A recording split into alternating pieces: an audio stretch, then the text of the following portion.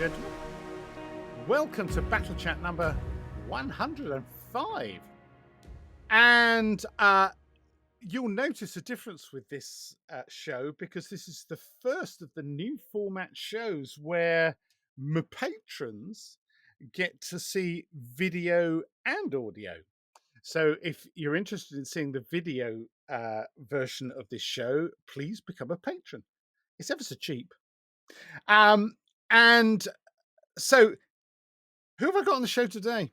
Someone who is always around the shows, and someone, in fact, who I interviewed way back in the mists of time when I was still the editor of Miniature Wargames with Battlegames in my final year of magazine editorship in 2016.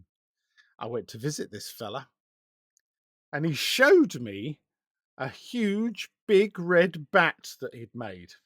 So who else could it be than Mr. Simon Miller? Hello there, Simon. Hello, Henry. Very nice to see you. You too. And literally we're seeing each other, which is kind of nice. And it's like, oh God, did I shave this morning? I don't think I did, but never. I didn't. Doesn't matter, Gav. Doesn't matter.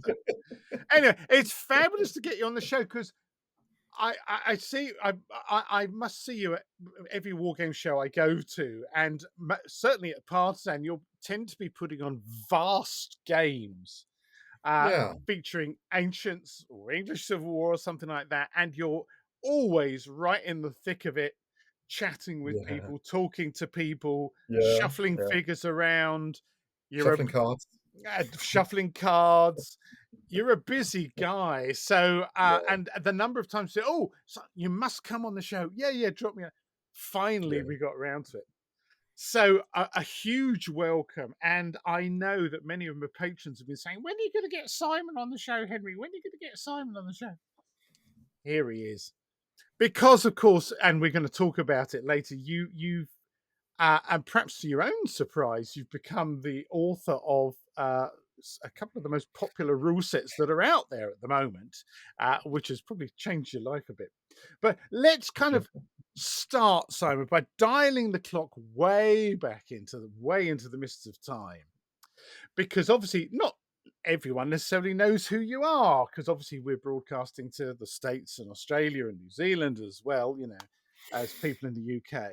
So for those people who have no clue who you are, Simon, tell us a bit about yourself, where you grew up, what kind of education you had, what sort of jobs you've done over time. And then obviously, of course, the big question is, how did you become a war gamer in the first place? Well, the wargaming is fairly easy. I've always played with toy soldiers ever since I was 2 or 3 years old. My mum tells me a story that she took me around to the local shops, and I pointed from my pram at a couple of what I now know would be about 70mm plastic guardsmen in the window of the shop, which she bought for me, and I went home clutching one in each hand. And pretty much since whenever that was, I mean, it probably couldn't have been older than two or three. I've loved toy soldiers. And I've done all the same things we've all done. I had Airfix. We talked at length, I think, back in 2016 about Airfix, which was huge for me. And I had Action Men.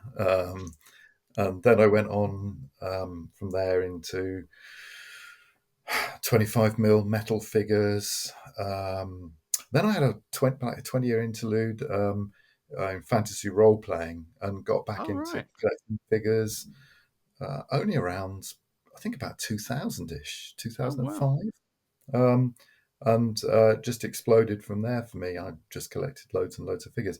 But you're asking about my job and my background. I come from Cosham in North Portsmouth originally. All right.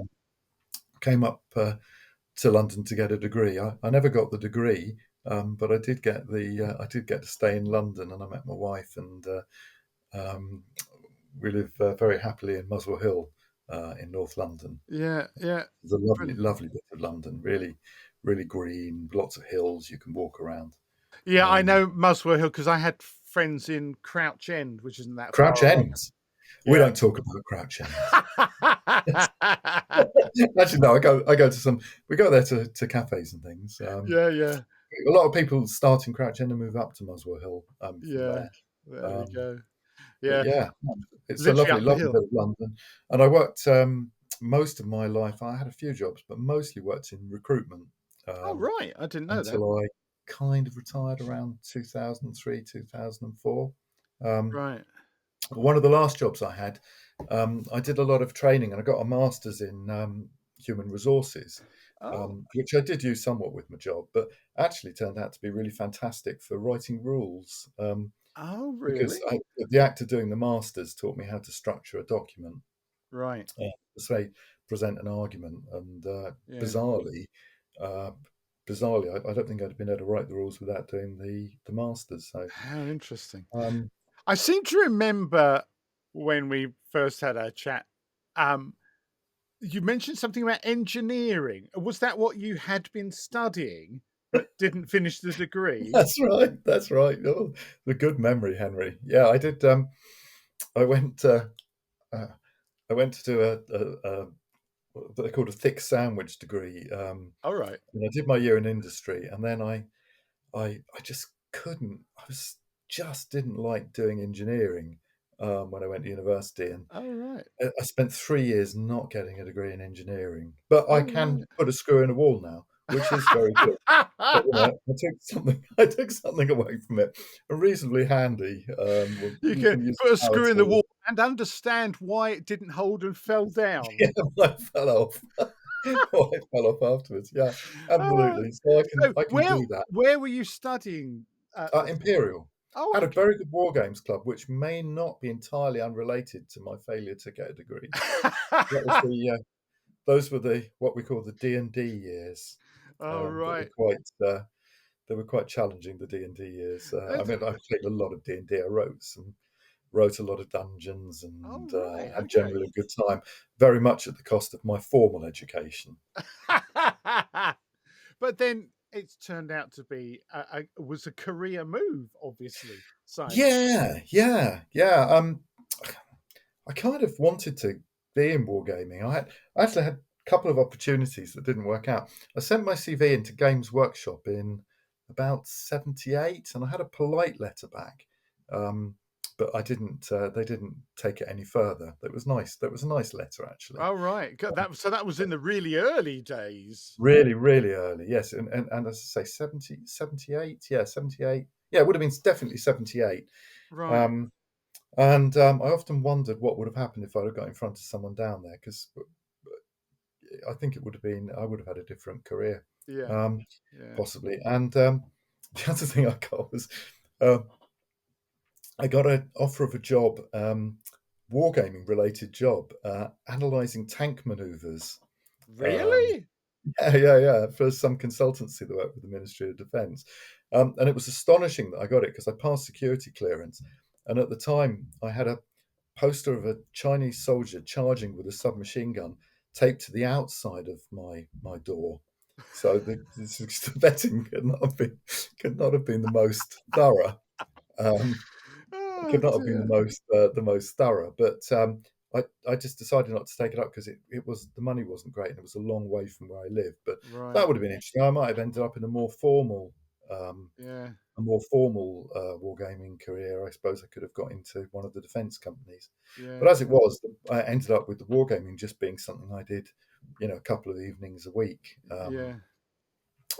for I suppose about 35, 35 years until I more or less retired and around, gosh, I can't remember when it was now. The late, oh gosh, 2007, something like Oh, that. right. Maybe a year or two earlier. Can't remember exactly. Right. Um, and I got into writing the war games rules. Right. Um, Let's it was an- rewind a bit before we launch into your amazing war game rules. Let's turn the because you mentioned in your earlier life before you yeah, started doing a lot of the role play, you started collecting 25 millimeter metal miniatures. So are we talking minifigs, Hinchliff, Garrison? yeah. Minifigs and Hinchliff, and I didn't have very much money at the time. I've had a few Hinchliff figures, but I mostly had the old minifigs, Yeah. Napoleonics, which were, well, they were of their time. I loved Yeah. collecting them, and I had a French army and a Russian army. Oh, right. Oh, some Ros figures in a 25 mil. Oh, They that's came in big cheap bags of yeah, 25 yeah. mil figures. I had quite a lot of those. They were the bulk of my Russian army, and I was very Oh. into War and Peace at the time because they had Oh, the BBC series with a very yes. lovely actress playing Natasha in it, and Prince Andre in his white. Yeah, Uh, yeah, yeah. Was that Sergei Bondarchuk or someone who created that series? oh, I don't know. I think I it don't was. know. That's Yeah. ringing a bell with me because I Oh think gosh. somewhere I actually bought the box set of course, duh, it was videos at the time. Haven't got a video Yeah. recorder anymore, obviously, No. but No. I've got the videos somewhere, probably still. That's interesting. I'll have to go and dig them out. But yes, I think That's it had fantastic some model. massive one of those movies with lots of extras in. I Yeah. seem to remember they did Borodino with lots and lots of cavalry charging around all over the place. Oh, so yes, I'm sure I mean, the film, I saw the films recently again. We watch them every few years, and that was fantastic to watch. I'm thinking of the very low budget BBC Oh, series I from, might have missed that one then. I might be getting oh, about confused. 74, Oh, 75, and blimey. um, it was really, really good. Uh, it was a really good series for its time. You know, when we had series like I Claudius and War and Peace was just fantastic. Although it wasn't very, you didn't see thousands of people charging like you would in your Sergei All right. Bondarchuk film. So it's This more was like more like the Sharp series. dozens of people charging, or single fingers of worth of people charging. It was quite small scale. In fact, I probably have more War Games figures than they had extras in that one. I tell you what, this is actually intrigued me. I bet it's on YouTube somewhere. Everything is somewhere on Mm. YouTube. I'm going to go and have a look, and if I can find a link to it, I'll put a link in the show notes afterwards so people can go and have a look. But that's fabulous. Yeah. Minifigs and Hinchliff, love it. Those were the Yes, days. Minifigs and Hinchliff, played a lot with those, painted lots, painted airfix, and I had spent many a happy sort of afternoon in my parents' conservatory painting War Games figures and Yeah. playing some games with them. So I were had you the influenced by Peter Gilder and all the photos of Peter Gilder's stuff that were around back in the day?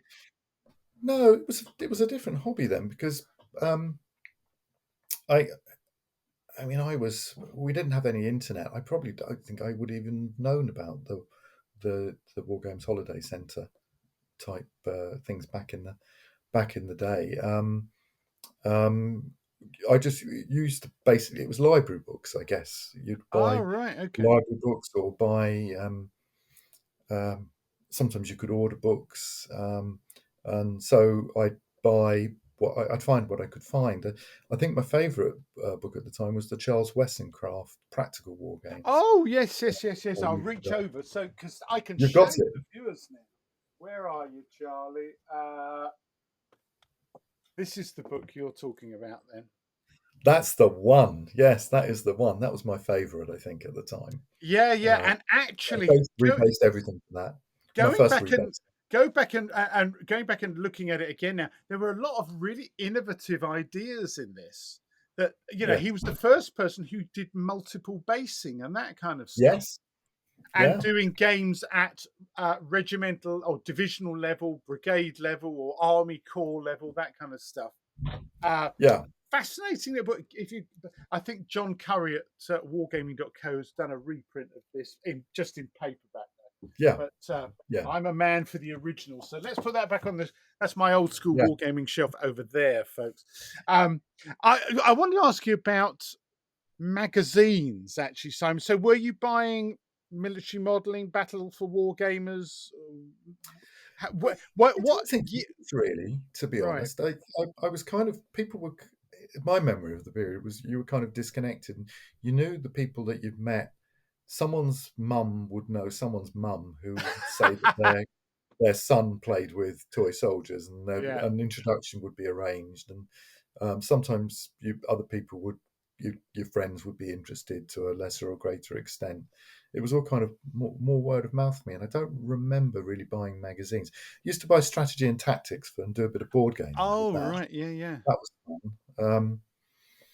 But really, it kind of took off a bit when I went off to uni, and they had this war games Right. club at Imperial, Yeah. where I didn't have any of my figures with me, and I just got into. I think the first session we got into playing D&D, which I'd not encountered before, and Right. that carried me through the next 10 years, really Right. playing D&D. So many great, a lot of friends, and a Yeah, lot of yeah. adventures with the That D&D. and that's really interesting because obviously when I interview people, but people have taken very different routes, even if they were Yeah, contemporaries into the hobby.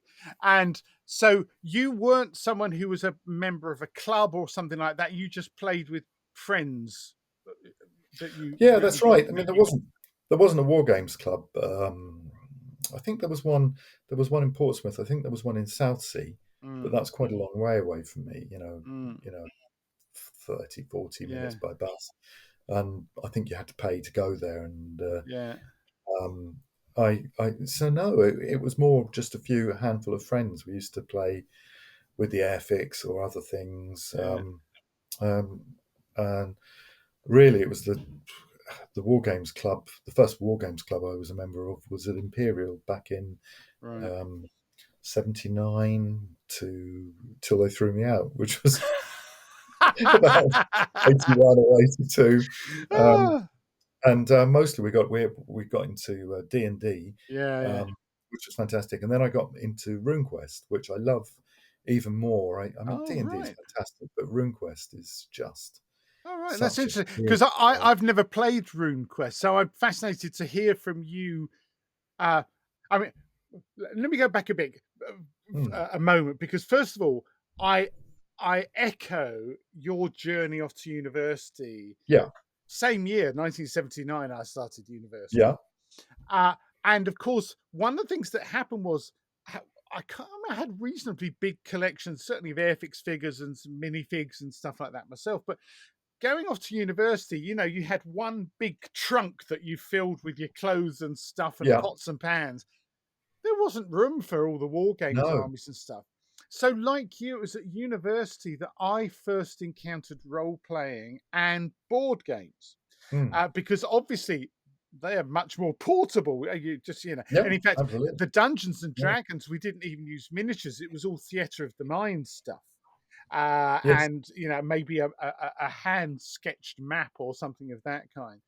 So Mm, there was just a practical consideration that obviously people going off to university, they tend not to be able to take the where in my tiny student room would I have fitted extra shelves for my collection of figures and that kind of stuff. Wasn't going to happen. where would one have put the pike phalanx? That's the question, isn't it? Where in your tiny student room could you store 3 or 4 meters of pike phalanx? It wouldn't have worked. It clearly would have been an Oh issue. dear, dear, dear. But I don't So think that many people had figures there at all. I mean, yeah, it was mostly role playing and yeah. board games, as I recall. So tell As me, I this say, is interesting because obviously I've had people on the show who've been heavily involved with D&D one way or another, uh, and so I'm really interested. What was the appeal for you, or was it just a Hobson's choice that that was the only gaming on offer, or did you find yourself? Had you already read Lord of the Rings or something like that? Were you oh, interested? I'd read everything, Henry, everything. Lord of the Rings, all of the fantasy books, all of the sci-fi books. I'd read just about anything I could find Right. in the local library as well, like the older stuff like the G.A. Henty historical novels and Oh yeah. Rider Haggard, anything by Rider Haggard. Loved him. Right. So, but yeah, particularly obviously we were all very into Lord of the Rings at the time, as I'm Yeah. sure you recall. We were kind of brought up on that, so Yeah. that slotted very neatly into D&D, of Yeah. course. The thing I loved about RuneQuest, as opposed to D&D, was that Greg Stafford that wrote it. He was a trained anthropologist, Oh um, right.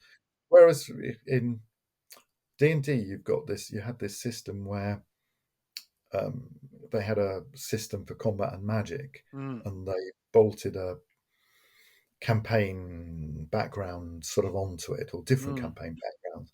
With RuneQuest, it sort of started with the story of this particular area and the peoples that lived there, mm, the freedom-loving Orlanthi, the progressive slash evil Lunars, uh, and the we just it it was such a convincing world that I mm. really immersed myself in that for a few years. And indeed, that's of course led eventually to the big red bat model that you held Oh, yeah, back in. yeah. Or I held. I can't remember which was. I think it's probably me who had it in the Yes, photo. you holding it because I didn't want to 2003. drop it.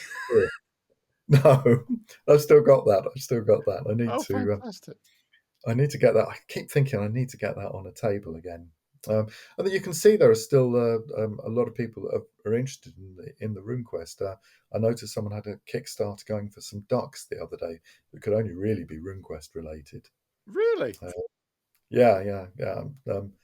There are lots of people that are, I'm sure, are still into it because it doesn't leave you. In fact, I've got some armies. A friend of mine and myself, we've got armies, and we do occasionally take RuneQuest games to Mm, events, but I haven't for about, gosh, it's probably 5-10 years now since wow. we last took our stuff out.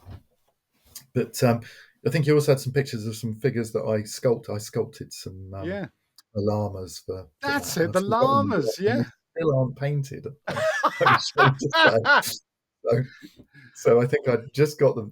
It spent about 5 years sculpting them by the time you saw them, and there's now about a couple of hundred of them sat in the loft Wow. waiting to be painted. Amazing. Wow. Guilt, guilt. Uh, now, something else I remember from our chat all those years ago in the mists of time was you talking quite a lot about how. I mean, you mentioned a bit earlier that you had Napoleonic armies, French and Russians and stuff. But Mm. I think most people know you as a man who loves a Roman or a Greek, right? Yeah. Tell us about how did your interest in the ancient era in general begin, and why the Romans and Greeks in particular? I mean, obviously they are hugely popular anyway, but what was it for you about the Greeks and Romans that really kind of floated your boat, Simon? Well, always loved Romans ever since that Airfix set with the Lorica segmenta and the weird underpants type Oh things that they yes. wore, Yeah. misinterpreted legging things that they had. They were great. They were a great set. Always loved them. Loved Rosemary Sutcliffe. Anything about Romans has always been grist to my mill. So logically, they were going to be one of the first armies I was going to collect when I got back into collecting figures. Right. Um, and some of the earliest games I did with To the Strongest, I've I've played Cremona a few times, Mm, and that's huge Roman Civil War battle. It yeah. just looks brilliant. In fact, I bought some more figures for it fairly recently, Oh and right. I'm currently partway through basing some more figures for it. So I've still got that collection sort of simmering away in the background, and I was thinking it would be fantastic to take it to Partisan one year.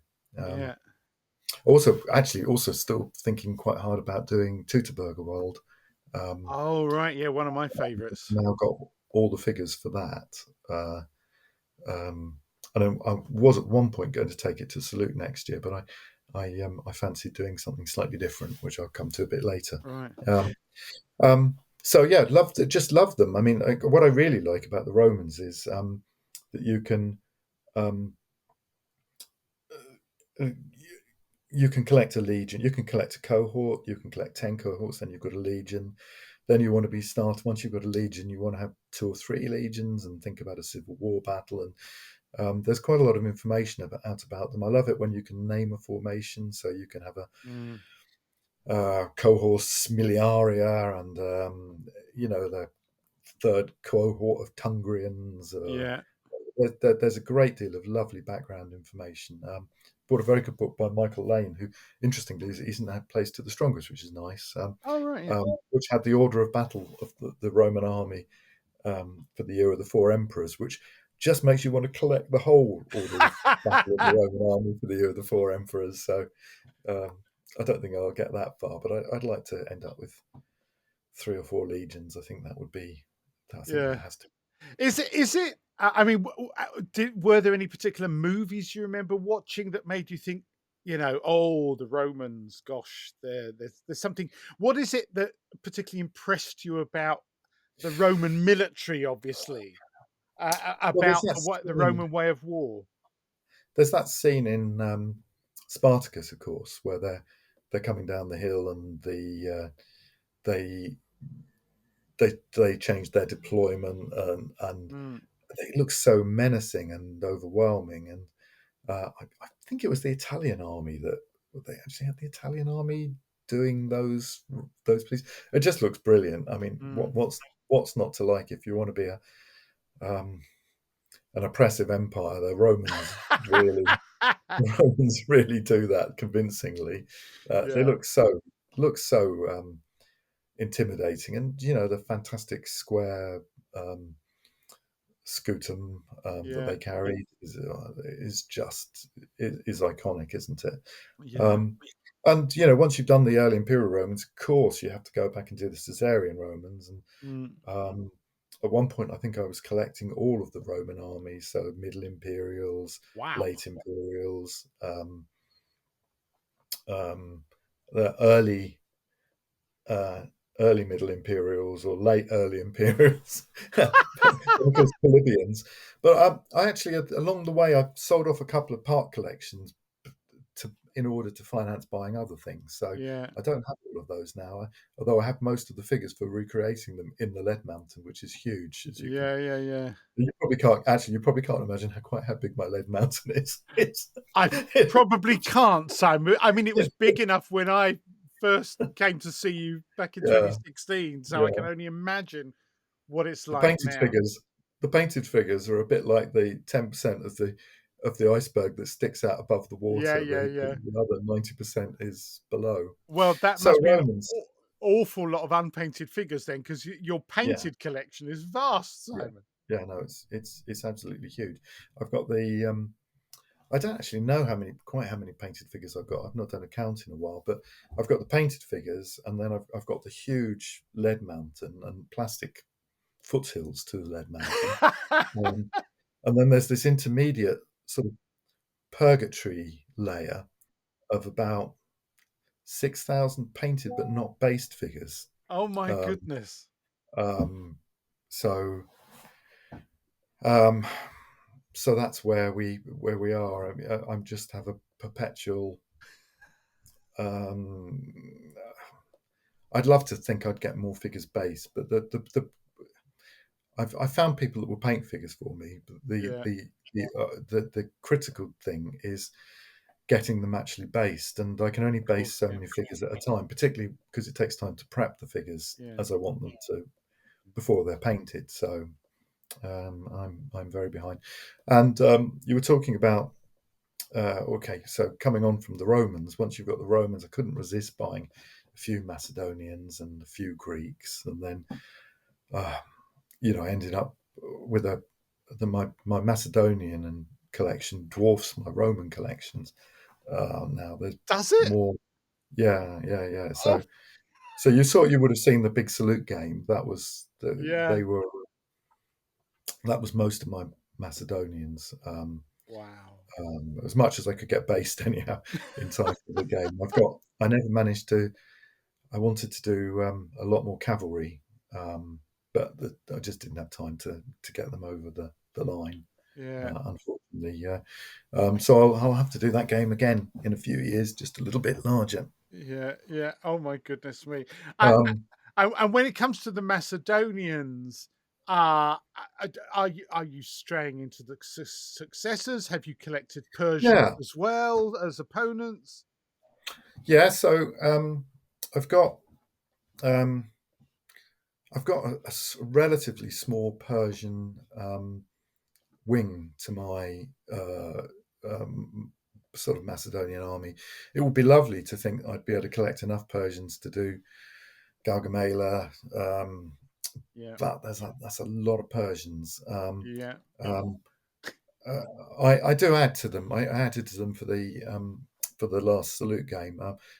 Red Z, big shout out to Red Z. He paints my Persians for Oh, me, and right. um, I might be able to get some figures in front of him. He's promised me a window for painting this winter, so maybe it would be sensible for me to send him off some more Persians because Yeah. he paints a lovely Persian. He'll do a striped trousers. I've even seen him do zigzag trousers on Persians. Yeah. Yeah. Yeah. And they look fantastic. So yeah, that would be quite a fun thing to do actually. Yeah. I mean, Maybe I think this because start me on another army. I know. I just sorry about this. Like that. It's because I've always loved Greeks versus Persians of one kind or another, whether it's early or late Achaemenid. And Yeah, but one of the things about the Persians is all that completely individualized dress, and as you say, the patterned silk trousers, and it's a bit of a yeah, mind-boggling undertaking. yeah, If you yeah, if, you know, it's a bit like doing lots and lots of Celts or whatever to a certain extent. Um, so, well, good luck with that, is what I will say, yeah, Simon, because I think that would be fantastic to see. Because I can't think of anyone else who could put on a more convincing version of Gaugamela, for example, than you. yeah, And this is where we'll start talking about your rule sets. This is where your rule set is one of those rule sets that actually makes it sensibly playable yes, as an yeah, yeah, enterprise. yeah. Now, you might need to ask Lawrence and Trix if you could take up the whole of the hall at Partisan to stage it, but Yeah, I think it would be just fantastic. So, Red said, get your winter yeah, candles out and your yeah, fingerless yeah. mittens and get ready. I will have to send him a load of figures. Yes, I'm definitely going to be doing that. Anytime that he's got a window for painting for me, I will fill it with something or other. And Fantastic. Persians would be a really lovely idea if I could get.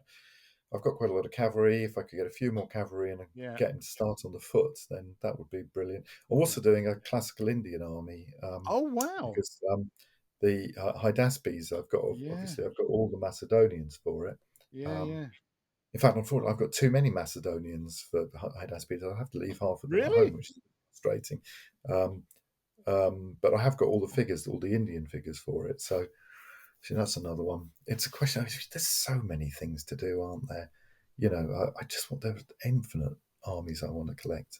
Um, and we've only really talked about ancients. Yes. Yes.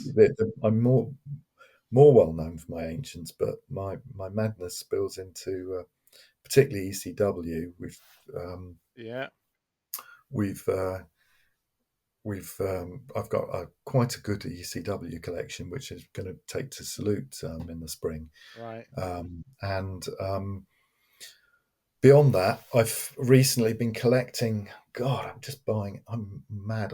I'm buying 30 Years War. I was going to Um, say, because if you've got I've been doing a lot of reading ECW, a person like you would go, ECW, that's far too small scale. How about the 30 Years War, right? 30 Years War. Very, very keen to do 30 Years War, Yeah. and I've bought I bought a fair amount of figures for it. Luckily, quite a lot of them are painted, but I need to assimilate them. I need to rebase them Yeah. into the units that I want. Yeah. So we've got the 30 Years War. I'm doing. I'm also collecting. Big passion is the 1670s, the War of the Ah. Devolution and the Franco-Dutch War, um, Yeah. which they have there's a lovely cobblestone range that North Star have now, Oh, right. um, for the early wars of the Sun King. Yeah. Yeah. The uniforms I love more than any other uniform I've ever seen, with the long All right. Shustakor coats. Yeah. They just look fantastic, and I'm collecting those with an absolute passion. And then there's the 1680s for the League of Augsburg period, which I'm Yeah. also collecting in Yeah. front. Um, and I've got also collecting the Malburian figures for the um, period after that, um, and I have a quite large Napoleonic collection, which has never really seen the light of day. It spends most of its time shut in boxes in my loft, um, where I've got quite a lot of big Perry 36 man, um, 36 man units. Yeah, 36 Yeah, man yeah. units. Um, um, Most of the Imperial Guard. I always like collecting guards. Do you like As guards, one Henry? does. Oh You yeah, look well, like a man who as a likes to collect kid, guards. my first units were, oh yes, the Imperial Guard chasseurs à cheval, de Right. la Garde, and of course Yeah. it's the old guard, and oh yes, let's have some guard artillery, and Guard you know, artillery. and so Yes. it was Yeah. all, and of course facing them there was the Coldstream Guards and the Grenadier Yeah. Guards Yeah. and the Highlanders and the Royal Horse Artillery, you know, and Yeah. I think back then we were impressed by the pictures of all those elite units, and so collected from the elites down. So Yes. many of my early war games were massively unbalanced, you know, with Yes.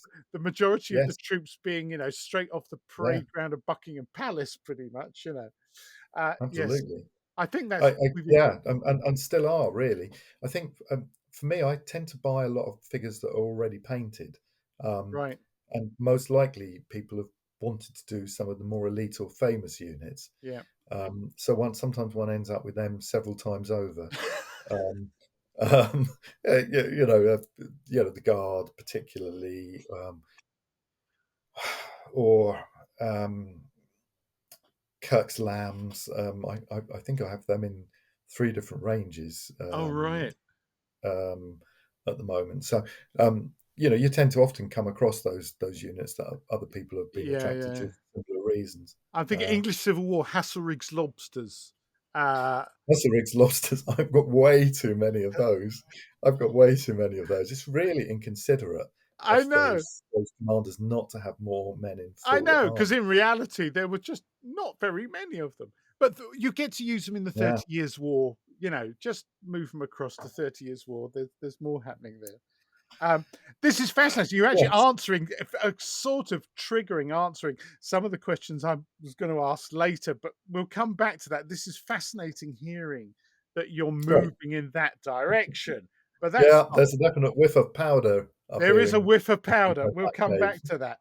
Now, obviously, the thing you're best known for nowadays, Simon, is of course your rule set to the strongest, Yeah. which features at many shows, particularly Partan. Because Partan's my favorite show, and I've seen you with these vast games featuring thousands of miniatures, beautifully painted 28 mil miniatures, Yeah. uh, Yeah.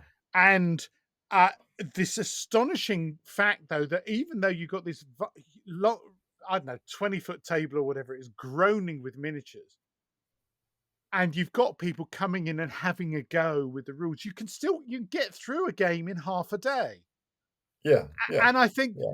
a lot of people are going, wow, that's weird. And of course, the other thing they'll notice is where's the dice? Where's the tape measures? Right? They're Yes. not there for Yeah. reasons that Yeah. we started to touch on back in 2016. And I'm going to take us back there, Simon, because of course, I'm interested in rules and rules writing myself, of course. And of course, for me, the big question is all right, right. So, what is it that inspired you to write this rule set in the first place? What is it about other games you were playing? And I know that in the past you mentioned DBA and Commands and Colors. Uh, Hmm. what is it about those compared to other miniatures war games you'd been playing that made you think, actually, I think there's a better way.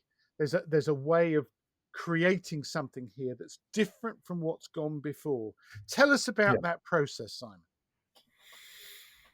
Okay. So when I started to drift back into wargaming with figures in the early 2000s, and because at the time I had relatively small numbers of figures, we started off playing DBA, which is a brilliant rule set. but it looked really quite small. Oh, I used to play a lot of Hordes of the Things, which is a fantastic set of rules, Yeah. around the same time.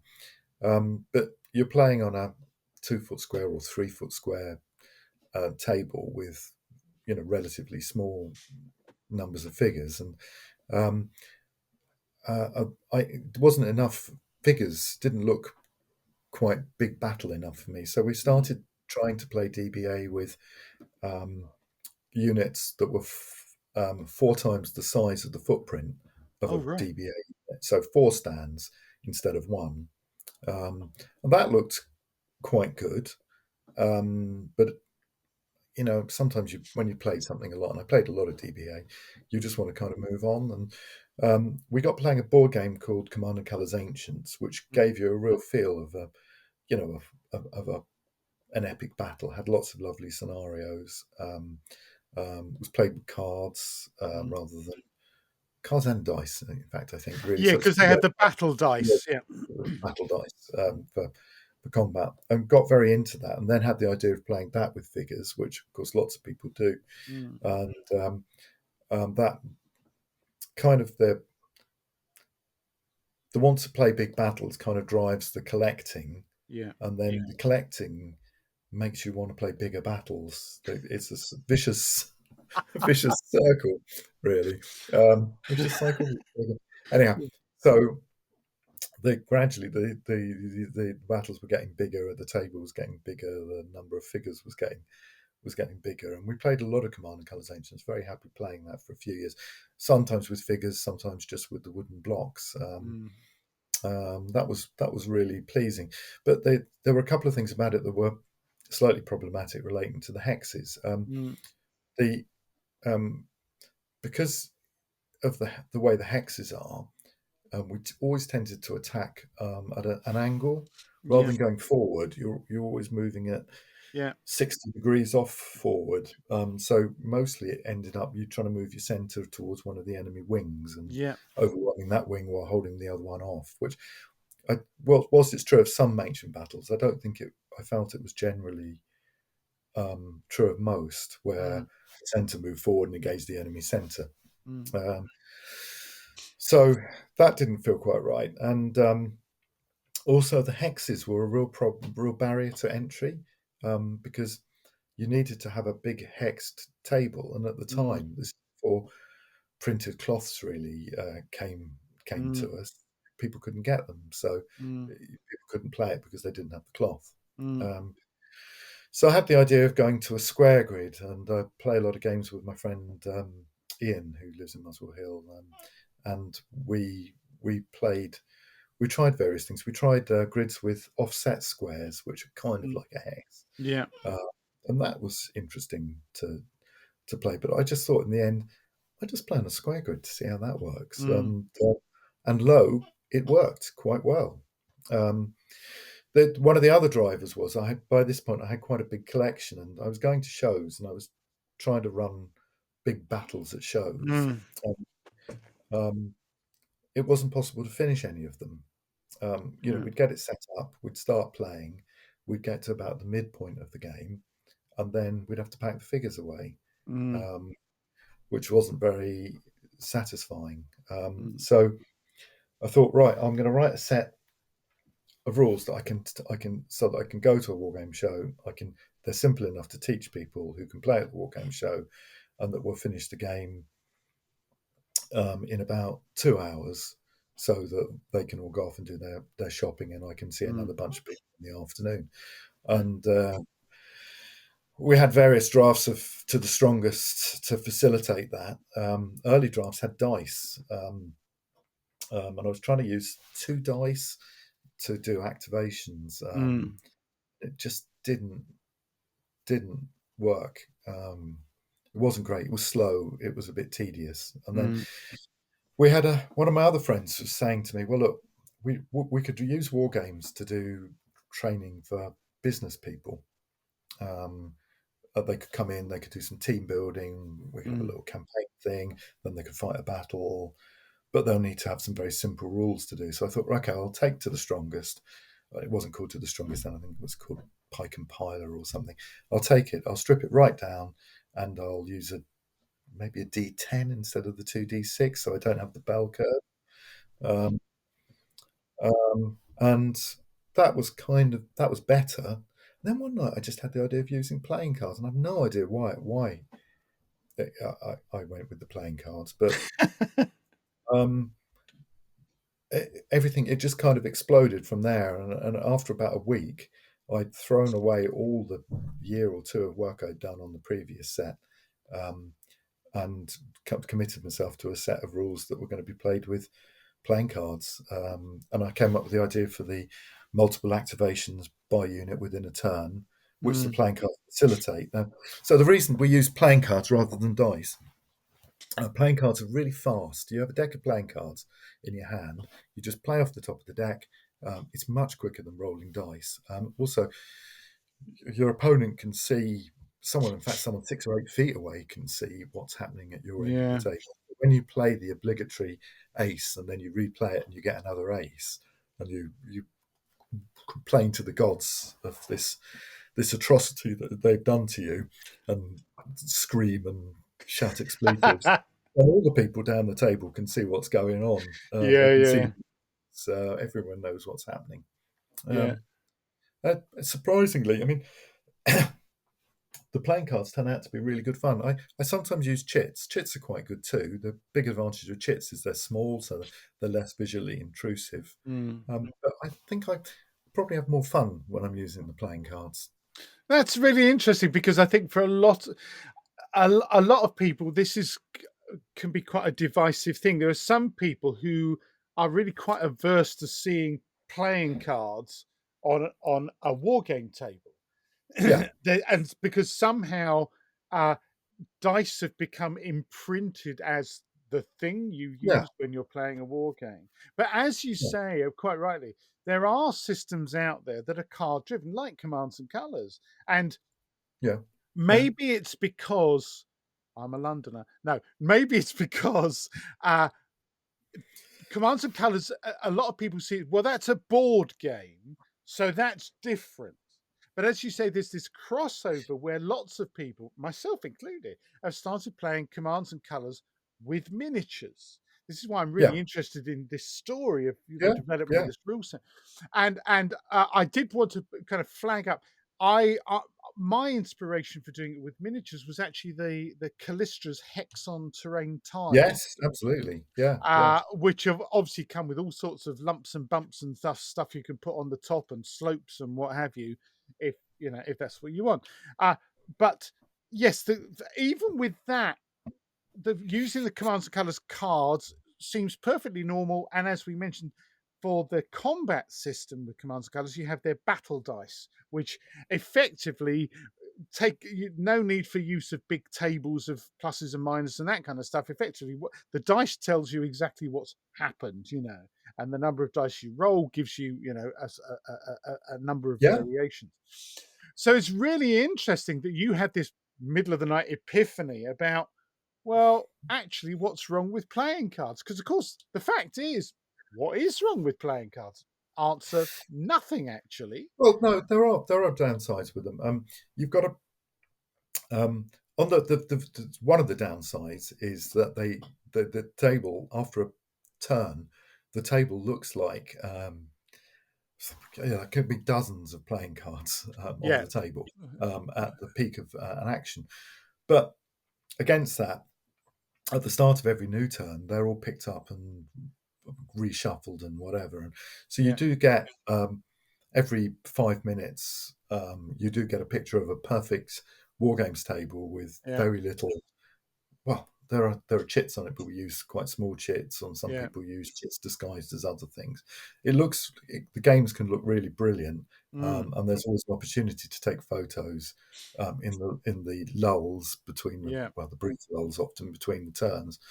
But in general, funnily enough, playing cards are just a really joyous mechanism for moving really quickly. You never get a cocked dice. Mm, You can play so fast with playing cards. mm, And fast play I was saying earlier, was one of the really key mm, things that I was looking for initially with the set of rules, because I wanted to be able to play twice during a day, once in the morning, once in the afternoon. You've Mm. got 2 hours, of which you need to spend about 15 minutes explaining the rules to people that don't know the rules. Yeah. Uh, so anything that made it fast, grids have made it fast because Yeah. there's no measurement, there are no funny angles, there are no precision crafted brass Wargames measurement tools.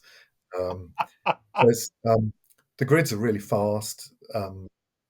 The cards are fast, and the combat system. The other thing I did when I did it was that they pretty much decided that the vast majority of units were going to have one hit or two hits, and Mm. after taking one hit or two hits, they're dead. And sometimes people, I remember particularly in the early years, that you could lose units within a minute of starting the game, Yeah. which Yeah. I think people found a bit surprising because in a lot of games there's a long, slow build up with a Yeah. lot of attrition. Yeah. Yeah. Um, well, we've always kept the ethos that things can die brutally, quickly, and frequently, and often with a lack of ceremony that people sometimes think, well, my Imperial Guard, they're the Imperial Guard, Yeah. they're dead. No, they're dead. Yeah. Yeah. Yeah. It does move. It's a fairly fast and brutal system. Yeah. Um, Let's so we talk. Let's talk about the system because I think this is the thing for again for people who might not have ever played to the strongest and might not have even ever seen to the strongest. The first thing I want to point out is because people are going, "Oh gosh, the idea of a gaming map with a big squared grid on it." Actually, it's quite easy to disguise the grid. You can just mark oh yeah, corner points, that kind of yeah, stuff. yeah, yeah. I've seen some very clever people who've just used little tufts of grass on a map or something like that Absolutely. to You can indicate. mark up an existing cloth so that you can use it to the strongest and not have people aware. Often people see the games at shows and don't even realize it is to the strongest because they can't see any Yeah, squares, so they yeah. assume it's.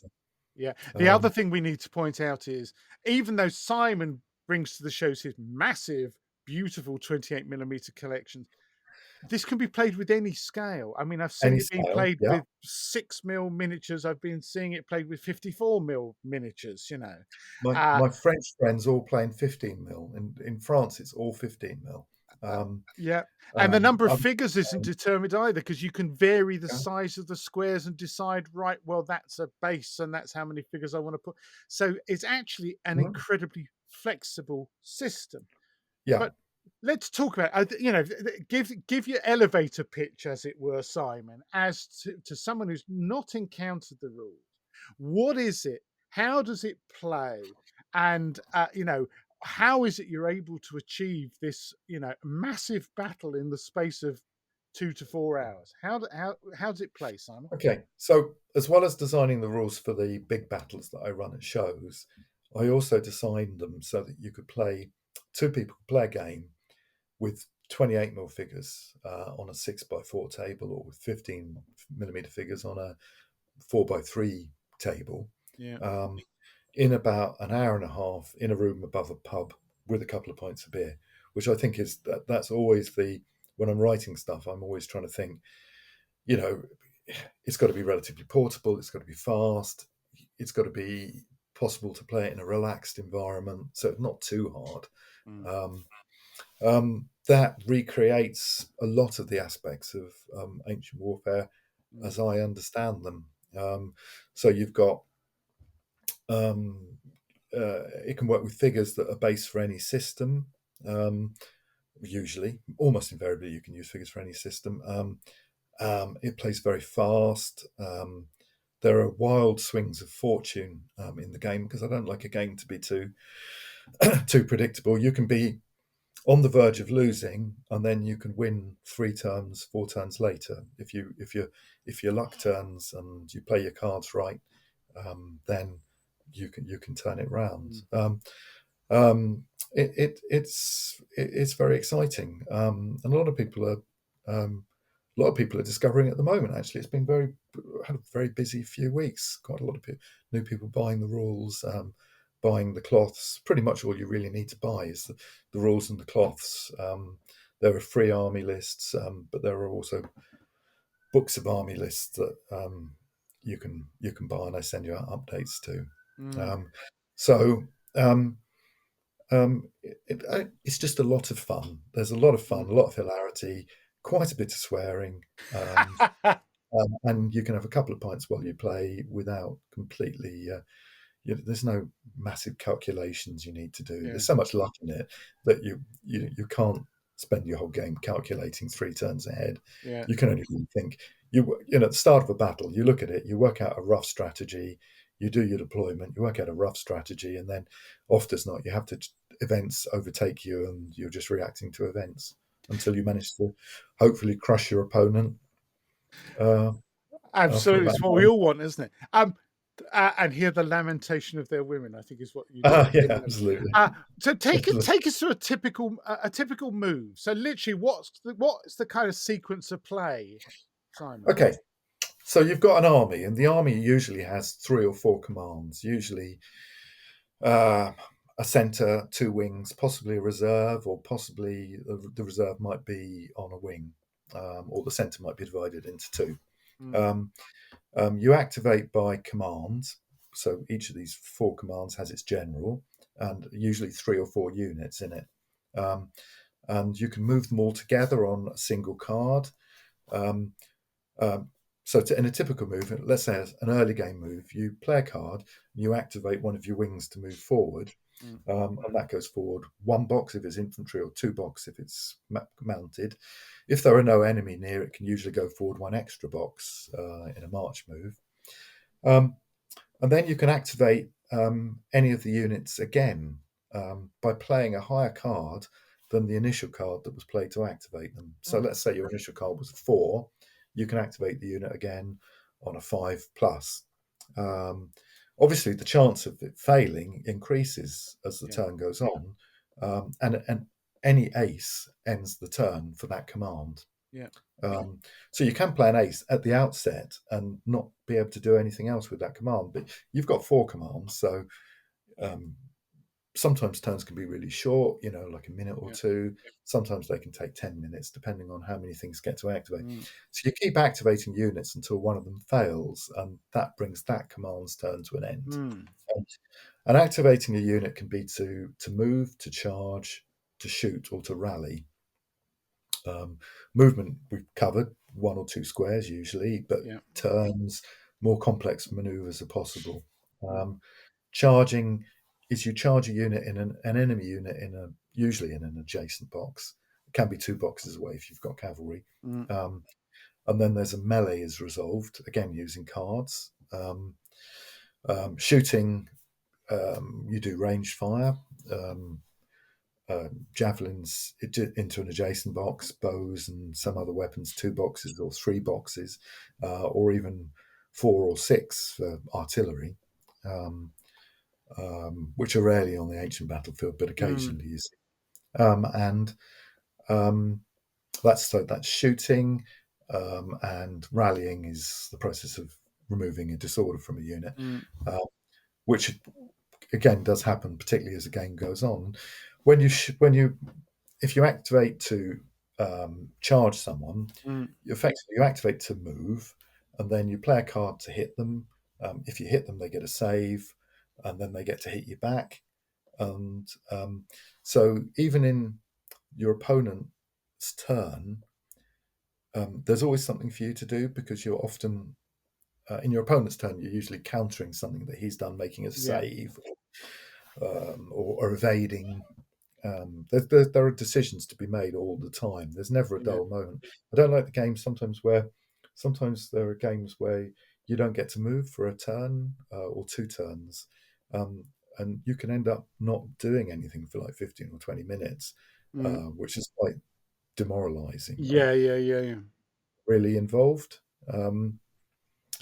Anyhow, you carry on, you do command by command until a command fails, or you decide to stop activating things in the command. Mm. Once you've activated your 3 or 4 commands, then it's your opponent's turn.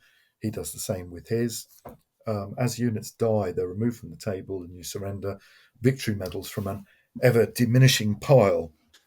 Usually, you start off with about a dozen, and um, you lose 1 with a small unit or a light unit, and 2 with most units, Right. um, and 3 with the deep units like the Mm, phalanxes, or some of the war bands are deep as mm. well. When you're out of victory medals, you know you've lost the game. Right. It's surprising though that the victory medals, which is something that I guess I probably inspired by Command and Colours Ancients, I was because going to it's say, yeah, the flags and stuff. Yeah. way. Originally, we had some complicated system where you had to mentally track things, and God, it was dull. But the victory medals work really well. And, you can see how your opponent's doing by how many he's got left, Yeah. and um, how you're doing by how many you've got left. It's all very straightforward, and it's surprisingly okay. I would say it's not a it's a very accessible system. It's not a simple system because Mm, um, as we've gone on, I've built a lot of things into it, like different formations, specialist formations, like the Roman quincunx for the mm, Polybian period, where they've got quite an unusual unit. I've got all 3, the Hastati, Principes, and Triarii, all in one, combined into one unit, and the mm. different lines relieve each other. So there are things like that. Pikes are formidable until they get disordered. Once they're Yeah. disordered, they're quite vulnerable. Um, Skirmishing cavalry like Parthians ride forward and shoot their Yeah. bows and fall back. Yeah. Um, there's a big body of extra rules in the thing called Even Stronger, Yeah. that I've been building on the original rules, and eventually they're going to be incorporated into a second edition. But I'm a very slow writer, unfortunately. Quite thorough, but slow. Mm. Uh, Now that's interesting because what you're mentioning there, for example, about mixed units, because one of my favourite eras is the thematic Byzantine era, and yes, of course they yes, had mixed units, spears, swords, maces, bows, all kinds of weird and wacky yeah, things going on. yeah, A bit like kind of a modern SWAT team, you're armed to the teeth with all kinds of different stuff. yes. They had their big Menelavian stake-like spears, didn't they? Yeah, yeah, all kinds of Um, stuff going on. So that's quite complex. What I wanted to say was this. I mean, I've only had time to have a brief read through, but it's almost like, wow, this is uh, it's astonishing how you've managed to kind of simplify a lot of stuff that could be. And when I think back to WRG, fifth or sixth edition Ancients, and yeah, how complicated that got, quite apart from one figure equals 20 men, and oh, those javelins have just inflicted 7 casualties. Oh, and the slings inflicted another 12 casualties. So yeah, that's 19. So it's not quite a figure. So you've got to make a note of the yeah, 19 casualties, yeah, yeah, yeah. and Yeah, you all remember that those kind of stuff. editions? I But played those. Of course, they were lovely rules. absolutely. I mean, we all loved them back in the day when our Yeah, brains were young enough to kind of yeah, absorb yeah, all that yeah. stuff. But one of there's a number of notes I've made here, which is really interesting. I'm seeing echoes of other things that might help people to kind of relate, where you've got your activation system, and so you're drawing a card and you've got to draw. If you draw a higher number, you get to go Yeah. again. That's reminded me of War Master, of course, Rick Priestley's War Master, where he had an activation system where you roll Oh, dice and you had to score, better than you did last time. I can't remember whether it goes up or yeah. down, but that You're right. basically meant you could go again, kind of thing, potentially. But at some point, the Yeah. likelihood of you rolling better becomes, much less, and so the likelihood is it's going to go over to the other player. So that's an interesting parallel that I think people could I'd relate to. forgotten about War Master. I did play a couple of games of War Master back in the day, probably before I wrote to the strongest. So maybe there was a vestigial memory of that Yeah, in and the of course that activation. that goes across to Hail Caesar Black Powder as well. They've got obviously a Yeah. War Master derived system that's a bit like that. The Yes. other So thing, in some ways, you're right. In some ways, there are echoes of the Hell Caesar, where you activate by command, yeah, but you activate the whole command on 2 yes, dice, and then I think you that's get right, 1, 2, or 3 moves that's right, with yeah, it. Um, so with my system, I guess you're activating by the unit typically, mm, and you could be getting 1, 2, or 3 moves, but it's actually, you're right. It's there are definitely some similarities to the Hell Caesar Yeah. approach. Although I found that I think originally maybe I, I didn't have the idea of getting the multiple activations until I got around to using the playing cards. Right. That was a real eureka moment Yeah. when I realised that the playing card. One of the reasons we use playing cards is that when you activate a unit, you put the playing card behind the unit, Yeah. and it shows you what you need to do to activate it again. Right. So the real skill, I should have said, the real skill in the game is in you know um, that your turn is going to end in failure. You know you're going to fail at some point. Yeah. The skill in the game is in prioritizing which unit you move, whether you try and do the 2 in 10 chance you've got of doing a decisive kill on an enemy unit, Yeah. um, or whether you do the 9 in 10 chance of moving a reserve up that's right at the back, too far from the front to do anything. Is it better to move that up, or do you want to try and Yeah. kill the enemy unit, or do you want to reposition something? That's the skill of the game. It's in making the command decisions within a command. That's Anyway, really interesting because that's like a card hand management thing, a bit like Commands and Colors, of course, where you can have a number of cards in your hand. Notoriously, because they divide it into left wing, center, and right wing Commands yeah, and Colors, yeah, you can get in CNC, you can get cards that relate to your left wing, and it's like I've got nothing on the left wing. That's completely useless to me. But the hand management thing, that's really yeah. interesting. So that becomes an interesting command Oh no, it's challenge. not exactly. It's not exactly like the hand management thing because you're playing the cards off the top of a Oh, of deck course, yes, yes, of yes, yes. cards. But what it is really it's an assessment of probabilities. Um, I've got a 20% chance of being able to do that attack, and Yeah, that attack would cost the enemy dear. Whereas I've got an 80% chance of doing this, which mm, won't immediately cost the enemy anything, but might put me in a better position next turn or yeah, later this turn to do it. It's not like it's a hard thing to do, um, but it's just a question of balancing. You're mm, balancing what you think you can get away with, and some players will always go for the decisive attack, whereas other players want to have everything positioned ready to do something next turn, and both are right. Um, yeah, Particularly if they can play the right card and pull it off. But, absolutely.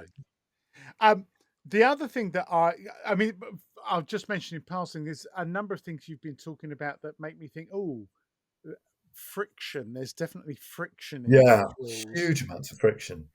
Which some players like and some players don't. I mean, it's one of those things that makes the Lardy rules a bit kind of Marmite for people because particularly things like chain of command. There's a lot of friction in chain of command, but Yeah, no, it I think I applaud that. One of the reasons that there's a good deal of friction in my rules is I play a lot of games with my local friend Ian, and mm, Ian always has this ability to think 2 or 3 turns ahead. right. Um, so I deliberately wrote the rules to include a vast amount of friction to mess with his head. So you can't you can't you can Ah, actually you can do it. So for instance, you don't know the exact detail of what is going to happen, but sometimes when I'm deploying my figures at the start of a game, I can think what will be happening in about an hour's time. Kind of aware that for instance, the enemy's deployed everything on his left, right. and everything is on. I can kind of see roughly the path that my units are going to have to follow across the table. Mm, They're going to, at some point going to need to turn through 90 degrees, which is quite an arduous task for some units, yeah, and then march. I can sometimes, because I play quite a lot, I can see what might be happening in yeah, an hour's time. But you can't. There are a lot of swings of fortune, as I believe there were in ancient warfare. yeah, yeah, Um, absolutely. Most of the time the guards will win. The silver shields with their 6+ save, the veterans of Yeah, Alexander's phalanx are almost invariably going to win. but once in a while the Egyptian Makimoi are going to overwhelm them with numbers. Yeah, yeah. One thing that I wanted to ask you about, it sounds as if there aren't any separate morale tests, so to speak, or are Ah, there? there are. So originally we used to have it just as a command thing. When your command ran out of points, the whole command became demoralized. But that was very dull. So in the even stronger pack, basically when a unit routes, units that are adjacent to it across the flats of the squares have to test. They have to make a morale Right, test.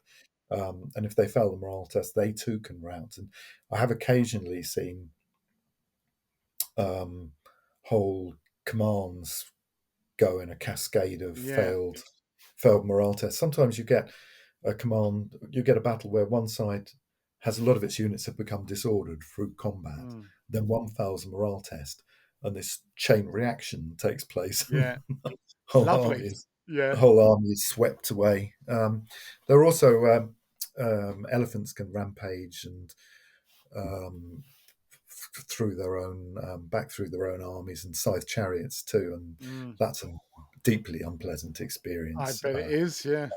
You have a lot of elephants, and elephants can rampage into other elephants that then rampage into oh, it's horrible, horrible, Henry. But Horrible. glorious to see if you're the other player. Yeah, glorious to see you. Yeah, yeah, yeah.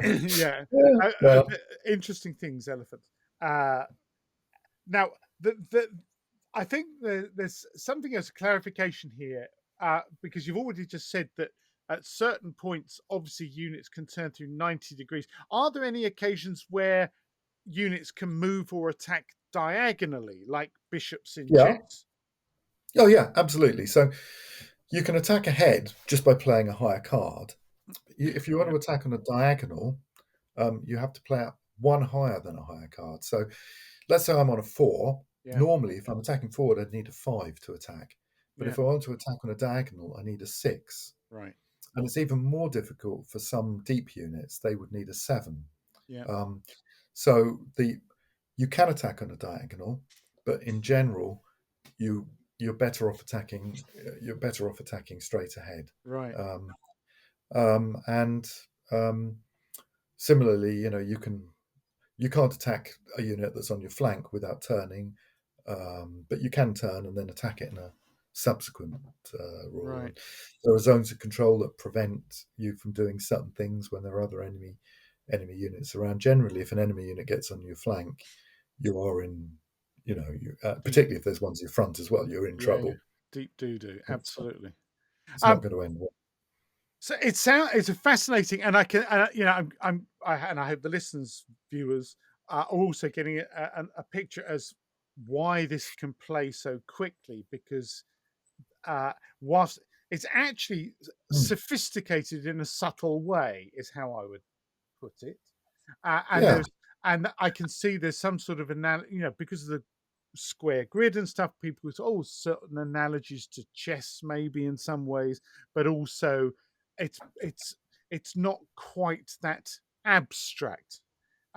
Because I can no, see you've taken into account the limitations of particular troop types, as you say. I can imagine a big, deep Macedonian phalanx is going to have much more trouble attacking diagonally than just going straight forward, yes, and that kind of thing.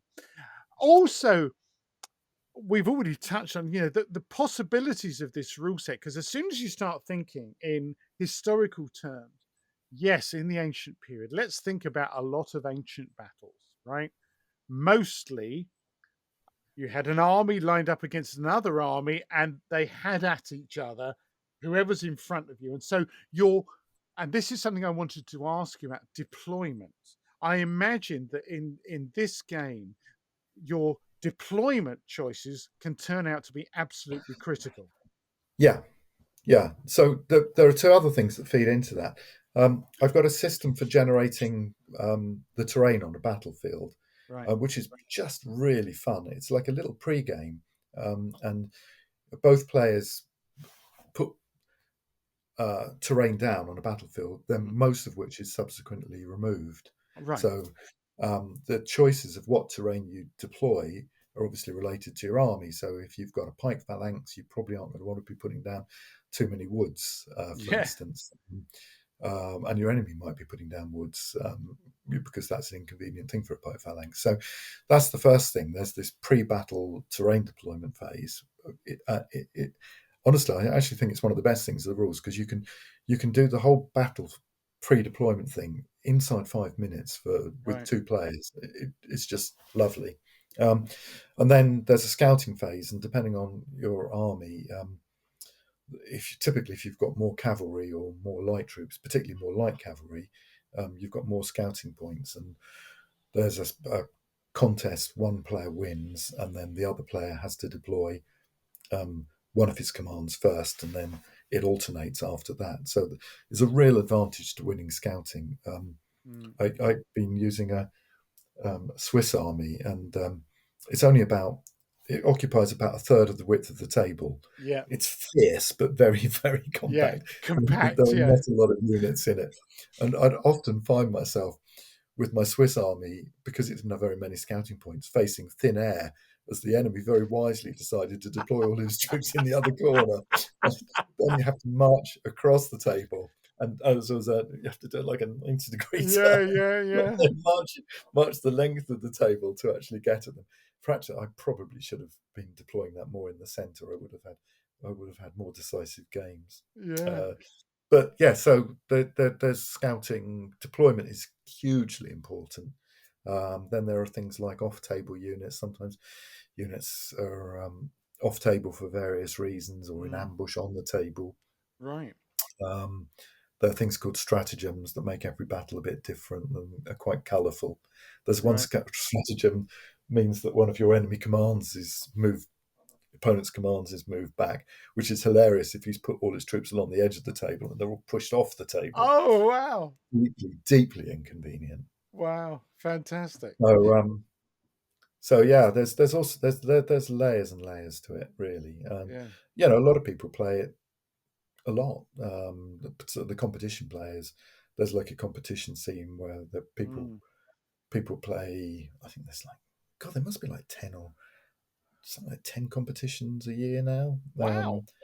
Um, I think it must be recently. There's been new ones being set up. So yeah, they're fun. It's nice to go and pit your wits against someone else. Some of them are competitive. Recently, there's been some very entertaining ones which are non-competitive, where people just play random opponents, but they're not looking. One side will win, but they're not Yeah.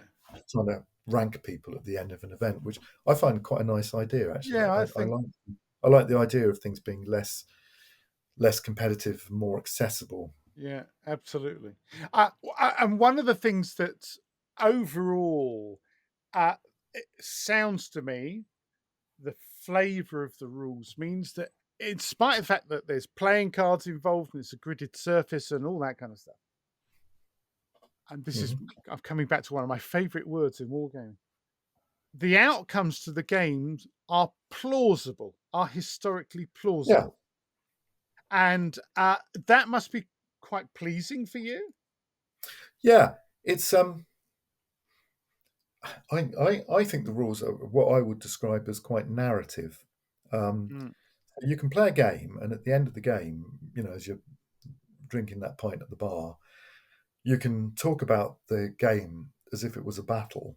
yeah, Um, and you'd say, "Oh yeah, I advanced on my left, but we couldn't drive the enemy out of the woods, so in the end we had to attack in the centre, and my scythe chariots rampaged through my own troops." And you could tell it, you could recount the battle afterwards, yeah. pretty much as if it was an ancient battle. One of the things I really avoided when I was writing the rules was any abbreviated terms. So I think the only one is two-handed cutting weapons. All right. Um, I think that's the only one that's actually in there. So when you're actually describing it actually sounds like you're talking about legionaries, or auxilia, Yeah, or pike, or skirmishing cavalry. You're using period terms yeah, like uh, gosh, I'm trying to think of one now. There are quite a lot of Latin and Greek terms Yeah, Hastati now. and Triari and all that. Yeah, yeah. For the troop types and also for some of the manoeuvres, you can form orbis, which is a sort of square, for Mm, instance. mm. There are quite a lot of those terms in it, so it sounds good when you're talking about it afterwards. It's no, oh, I got +2 on the such and Yeah, such. yeah, yeah, yeah, No, there's no talk of that about it. So yeah, it helps with the kind of immersion in it. And yeah. I mean, I play quite a lot. Um, I'm trying to get to as many of the competitions as I can. I'm probably, as they've got more numerous, I haven't been able to make it to all of them. Sure. But I also get to play at shows sometimes, particularly in the second game in the afternoon when it's a bit quieter. Yeah, I quite often get to turn a few cards and chat with people um, as we're playing. It's a lot of fun, yeah. and it's a weird thing. It's it's a strange idea that you can. If I digress, there was in Colditz. There was a guy that one of the prisoners advertised that he wanted to learn Chinese because they were all in prison. They had nothing to do. Yeah, yeah. And another prisoner decided he would teach him Chinese. Unfortunately, the other prisoner didn't know Chinese um, and invented a complete language that he taught this other man during the course of Wow. their internment over 2 or 3 years. And at the end of the war, they were the only two people in the world that could speak this completely contrived language. It Oh must have been a my real shock God, I don't remember that. for How the guy that extraordinary. learned. And it's a bit like that with the war games rules in the sense that I created this weird little world that Yeah, now loads of other people are kind of into as yeah, well. And they can kind of speak the same language and yeah, have the same yeah. gripes about bloody aces, too I many know. aces. I understand that vibe from doing my own kind of imagination stuff, where Yes, people contact me about, oh, this Fountainland or Prunkland thing, Henry. It's like, yeah, mate, yeah, what are you get out of my head? This is really yeah, yeah, strange. yeah, Really yeah, strange. yes, What I wanted to say was obviously one of the things that's kind of an obvious progression for this rule set was to take it from purely ancients to later yes, periods of history. The first one, obviously, being the medieval era. yes, I mean, I must point out to people go to Simon's website. I mean, not only has he got his rule sets for some, these army lists that you've done, Simon, are yeah, staggering. I yeah, think yeah, the yeah, ancients army yeah, lists go to something like I don't know 300 and something pages, and your medieval army list is not much less. It's extraordinary. Talk about labor of love. But let's stick to the rules in first, which is what you must have occurred to you earlier on that, well, blimey, if I've managed to do all these different ancient period stuff, medievals to a certain extent are going to be a walk in the park. And you've already mentioned sweat and stuff. And of course, then there's simply the line, where do you draw the line at what's yeah. ancient? And of course, notoriously, we mentioned WRG ancient rules, and they were notoriously 3000 BC to 1485 AD. So certainly to the strongest can easily cover that era, and you have done. So do you want to tell us a Yeah. bit about how you started moving things into the medieval era? Was this from public demand, or was it just you thinking, well, blimey, I could certainly easily do No, Normans or it's, whatever? as I was developing the rules in the first place, I decided that um, they were mainly driven by, at the time, all my collections were ancients, but I could see that a lot of people would want to use them for medievals. And Yeah. I built I included all the troop types that were needed for medievals to facilitate that as I was going along. It's interesting you say 1485 because that's pretty much where the cutoff is. I say 1500, and I can now Mm, understand exactly why they made the decision to cut it off when they did. mm, Um, um, so yeah, they were built in from a fairly early stage, but they weren't as heavily play tested as the ancient things. Although over time, I've learnt a lot more about the um, the medieval period, Mm. as you can imagine, and having written like 130 army lists for it, I have learned a lot about too much. I Yeah. sometimes think medieval period, and I've got very into it. I've got a big early Renaissance collection now that I'm adding to all the time, um, and I'm quite as happy charging across the table with my Swiss pipe blocks as I am charging across the table with my Milanese or Florentine knights. Yeah. These days, I really enjoy that, and they're quite useful armies for tournaments as well. Some of them, Yeah. so I got kind of yeah, I got more enthused about the medieval thing as it went on, and then Mm. you talked about army lists. I guess one of the reasons that I haven't, people say, well, why haven't you written any more sets of rules? As well, it's taken me about at least 3 years to write the bulk of the army lists, and now we've got 314 done.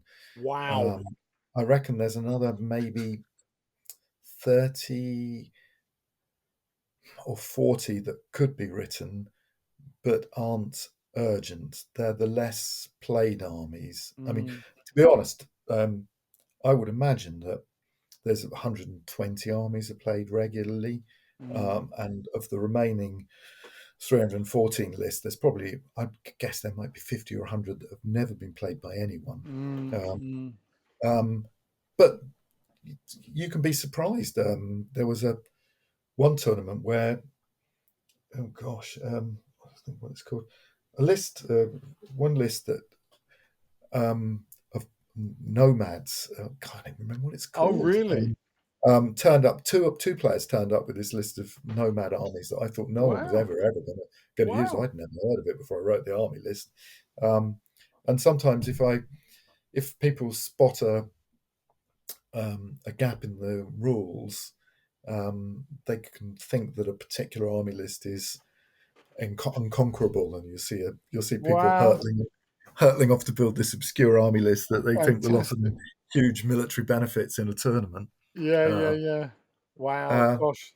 but anyhow, so the army list is mostly done now. I'm kind of filling out all the background material on them, adding, but I'm writing fewer army lists, and I'm hoping that the time that this frees up will enable me to write Renaissance, or finish Renaissance, which is Yeah. the next set that will go from the Burgundian Wars Right. through till about 1600. Right. Um, um, Covers the Italian Wars Fantastic. principally, but also, but there's lots of other fighting Yeah. in Yeah. that period. The Tudors and Yeah. the French and the Germans and the Landsknechts and imperialists. There's lots of things that will cover. Yeah. Well, And that's when, music to yeah, my ears. You mentioning Landsknechts and Swiss and all that kind of stuff. That kind of turns me on. But also, uh, I wanted to point out that your army lists are truly international because you've gone way out to Far Eastern stuff, yeah, Chinese, yeah, Japanese, and Koreans. You know, yes. extraordinary breadth of research you've had to do there, Simon. Yeah, well, I get a lot of people to help me. So basically, some people will write the lists and I'll edit them. Other times, I write the lists, and then I send them off to other Mm. friends for editing and comment. Um, and we are getting there. I guess maybe half the lists, or maybe slightly more than half, have been written by other people and Right. edited by me. The editing is a bit of a continuous process because Of course. Yeah. um, you find something, some of the lists I wrote 6 7 years ago, I'm looking at them now. I'm looking, for instance, and this will probably fill lots of players who have collections of this with fear. Some of the Dark Ages lists, the troop types are war bands, Yeah. into the strongest terms, or warriors. They're sort of charging masses of hairy tribesmen, Yeah. basically. But the more I'm reading recently, I'm reading a lot of descriptions of these as being what we would call shield wall, Mm. which are hairy tribesmen with large shields, marching in very close order, a bit more mm, steadily. And sometimes you look at these lists and you think, "Oh God, if I rewrite this, is that going to cause people a lot of problems who've already got collected it, may yeah, have based the figures in a certain way?" yeah, Um, um, people don't like the change, but I find it quite hard to. If I become persuaded of something, mm, really, if I really feel that it's something is wrong, I do want to change it. of So course, yeah, maybe I'll change those ones to permit both Shield War or Warriors, so that people can interpret it as they will. yeah, Um, absolutely, but they're constantly being revised, the lists, and I think they'll be revised less as we're coming to the end of it. But the yeah, earliest lists I wrote, some of them I think, I'd like to look at this one again. yeah. Obviously, you've talked about Renaissance there. We've got to talk about For King and Parliament, haven't we?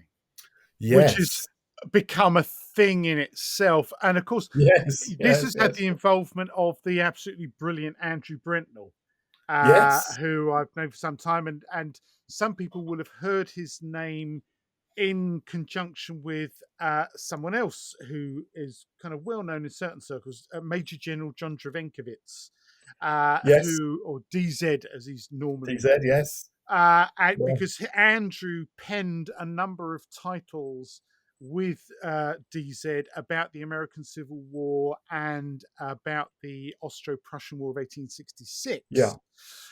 What people might not have realized is that Andrew has long been interested in the English Civil War, and I can remember going and visiting his place. It was a few years ago now. His he modestly calls it a shed. Mate, it's just an extra Mm, building in his garden where he's got several huge tables laid out, one of which seems to have a permanently, I think it was 10 mil that he was into English Civil War yeah, collection. And yeah, I yeah. think he did an adaptation of Commands and Colors for the English Civil War, something of that kind of, originally. But Yeah. you got him; he got involved with you in some way. How did that collaboration come about, Simon? Well, I met this. I was at the Wargames Holiday Centre. We were having some drinks on the night we arrived there, and I met this slightly peppery guy who was blathering away about some 1866 war that I'd never heard of. Yeah, But anyhow, that was Andrew, and we got talking, and he persuaded me um, that the rules would be very adaptable to the English Civil War. yeah, Um, which at the time I knew relatively little about. yeah, And obviously, you being of a certain age, we had the Cromwell film. yeah. I've always been had some interest in the English Civil Mm, War. I've seen still not battles and things, but really, Andrew knew a lot more about it than I did at the start of the process. mm, But he interested me in it, and we started working. He came up with some adaptations. I wrote a kind of a counter thing, and then we kind of ran the two into each other over a period of time, and we did a mm. lot of research. Had some chats with Brent Noseworthy. Oh yeah, He was very helpful with some of the ideas of how it actually went. Because it's quite a different period to the ancients. In the yeah, ancients, you've got units of pikemen and you've got units of legionaries. But in the English Civil War, you've got units that are pretty much every unit has a missile capability. yeah, Um, and we ended up writing a set that um, it will be immediately familiar to anyone that's played the ancient set, mm, but at the same time has some marked differences. Um,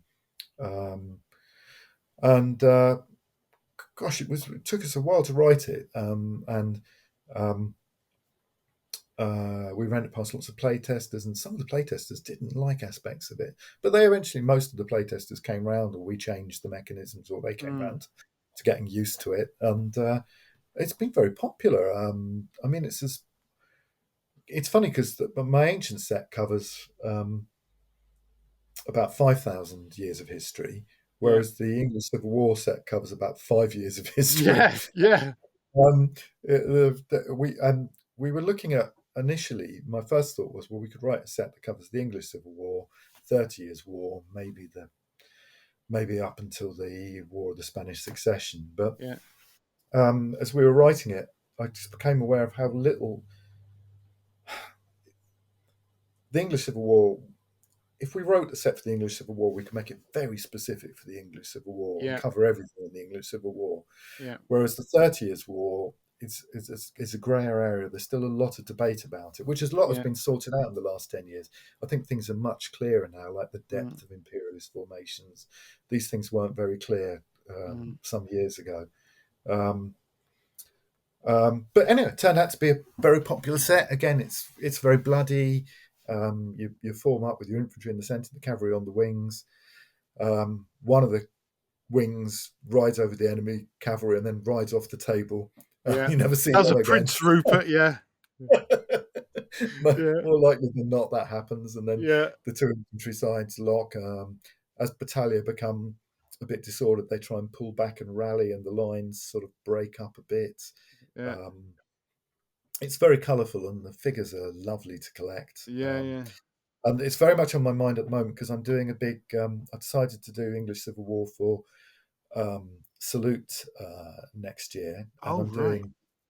I'm going to do a large sort of field battle Mm. with a siege on the side of the table, and the Oh, siege will be wow. just well, the siege won't be gamed. It will just be there for the look of it. But Yeah, sure.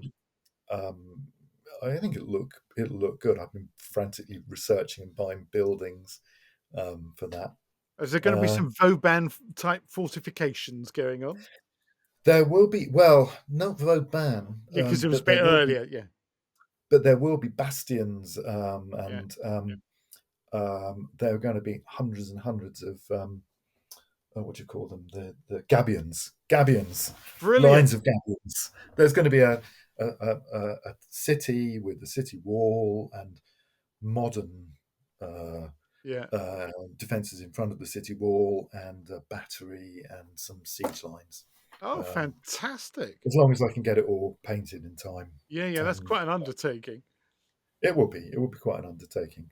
Oh, and one of the other reasons I got very into the English Civil War, which would probably be of interest to some of the people who play for King and Parliament, is that we've finally for about a year I've been working with a bunch of guys I call the Celtic Fringe who are very interested in warfare in Scotland and Ireland, Oh. and they've written a scenario book for Montrose's battles in Scotland, Ah. which we finished editing. I'm just doing that with my Millsy, my hardworking editor in Australia. We're just putting the last images in place and hope to wrap that up next week. Oh, wow. I've still got to take the cover image. One of the cover images. There are two books. There's one which has the additional rules for doing the fighting in Scotland and Ireland. Mm. And then there's the Montrose book, which has got 8 or 9 scenarios Mm. in it, everything you need to play. And hopefully we're going to be producing next year we'll do a second book which is on various battles in Ireland, and after that there'll be another book on battles in Scotland from the earlier Bishop's War and things like Dunbar. Hopefully Oh, wow. we'll Fantastic. cover some of the sort of Cromwell type battles. So that's been quite exciting, and I've Wow. just Red Z has painted me some fantastic Scots that I need to. Oh, I'm looking, wow. it's got all dark and stormy outside, and I'm just thinking, oh, the light's gone. I'm going to need to get tomorrow. I'll try and take a photo of them tomorrow when we've got some better light, Fantastic. hopefully. Fantastic. So Because that's been a there's a new range, I can't remember what they're called, of 28 millimeter kind of Scots from that era, isn't there? That's come out. you're talking about the Border Reaver figures, I think possibly. that's it. Yeah, yeah, yeah, yeah. Yeah. So they're a little bit earlier. Yeah, I know that they're from Ian MacDonald's that's it. Flags of War, and I know this because Ian is a good friend of David Imrie, who's my good friend David Imrie, Yeah. and Ian has produced the set for the Border Reaver set, which they look really great. They look really great figures. Slightly Fantastic. earlier than this particular period, but they would actually be a crossover Yeah. for some of the campaigns, some of the battles, possibly Yeah. in our third book. Yeah. They look really great, and he had a Kickstarter recently. He's got one on at the moment. Oh, right. Probably under Flags of War for some metal figures that have come out. But I did a Kickstarter, or subscribed to a Kickstarter for some 3D prints that he brought out a few Oh, weeks ago, okay. despite not having a 3D printer, just because I thought they looked so good. Oh, I wanted to try and encourage him to do more of the plastics. fantastic. Um, so I need to get in touch with one of my friends um, who's got a 3D printer. And if you're looking at this, Barry, it's probably you. Um, um, and see if I can get him to print me some of these fantastic Yeah, figures. They seem gorgeous. to be using a 3D designer to produce figures. Some are in plastic, some of which are produced in metal. I Yeah, can't help but think actually that I was trying to encourage Ian and say, look, just do them all in plastic. Just sell the rights to the files, yeah, and then you can. Um, people will probably be very happy to buy them yeah. because it will be a really good way to go. But I always think in terms of really big armies. If you only want Yes. a dozen figures, you're probably happier buying them in metal Yeah, yeah, rather yeah, than having to buy the rights to them and get yeah, someone else to print them. yeah. I'm Let quite alone taken to yeah, plastics. yeah, Some of the prints are just astonishing. And what people can do, yeah. it's going to be a whole new skill, which I don't think I'm Oh, ever I going to know, it's master. astonishing the developments in the last just literally the last couple of years since COVID. It's just absolutely amazing. Um, Yeah, so for King of Parliament, clearly English Civil War, therefore 30 Years' War, and then you start mentioning, well, yeah, well, we could push it later than that, couldn't? Because they're still yeah, using pikes up to when's the bayonet come in? 1685. And of course, the big yeah. question is, Simon. So Well, pikes are still being used until well into the exactly, the Swedes are 18th using them in the Great Northern century. War. You know, so is the pike the factor, or are you already thinking, no, actually, this could work well into the horse and musket era? Because essentially Oh that yeah, pattern yeah, of infantry in the center, cavalry on the wings certainly persists well into the 18th century and beyond. So yeah. what's to stop you? It's okay. I don't know, bony versus nosy. The next No, version. nothing at all.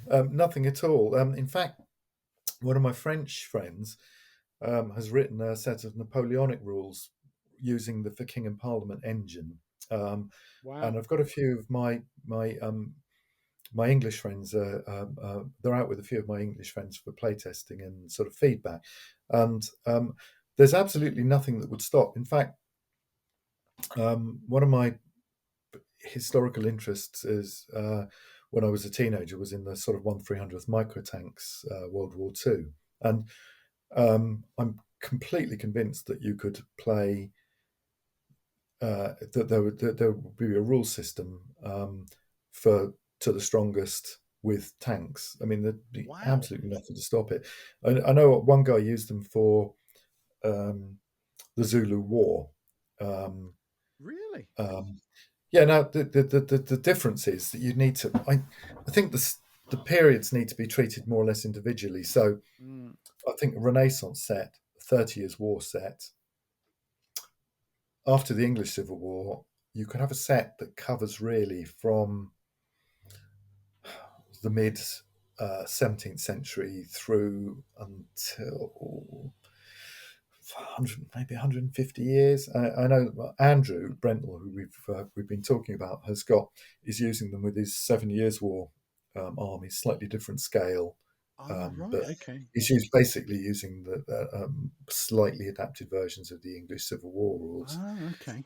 And you can do this because um, as long as you take account of changes, for instance, like in the in the late 17th century, firepower, the rate of firepower increases Yeah, yeah, because they've got flint locks, they've got cartridges, um, they've got perhaps different drills, so the mm, rate of fire goes up.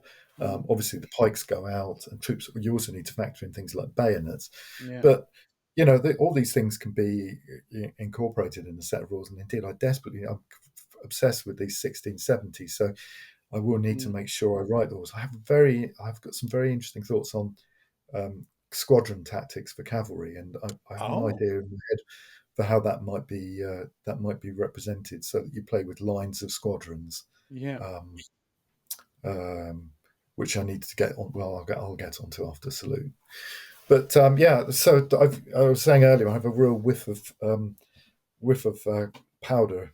That doesn't mean I have a cocaine habit. It just means just in case anyone's wondering, I don't. Yeah, yeah, But I'm very interested in the gunpowder yeah, eras now, and I mean yeah, that's definitely a way that I'm yeah. going to move forward into moving slowly forward through history in a chronological manner. Also, I mean, it's got to be said.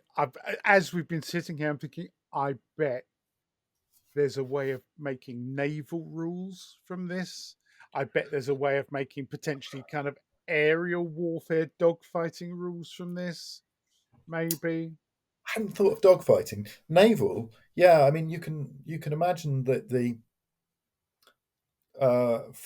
if you're looking at something like Greek galley warfare, Mm, um, if you had a galley per square or even hex, and you had a squadron of 4 galleys or 5 galleys, it would directly convert into the ancient rules. In fact, you could probably even more or less play it with the ancient rules. yeah. If you, God, that's a really good idea, actually. Um, It's all right. it's I a really won't good charge idea. this time.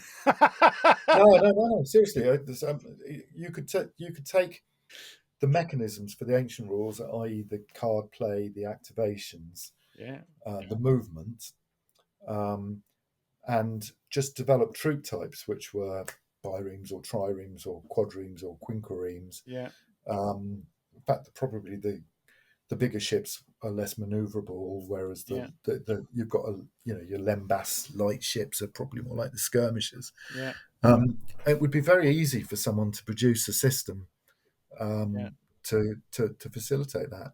yeah, One interesting idea. I had kind of thought about it occasionally, but the more I think about it, it wouldn't be a particularly hard thing to do. yeah, Aerial warfare, I'm less sure about because it's my sets aren't really a skirmish set; they are for a very big battle. yeah. So But maybe on um, kind of the Battle of Britain scale. So you're talking about squadrons of aircraft. squadrons, yeah. If you were talking about the big wings coming in, if you had your squadrons of bombers coming in and being intercepted on the approach to London by the big wings, that would work.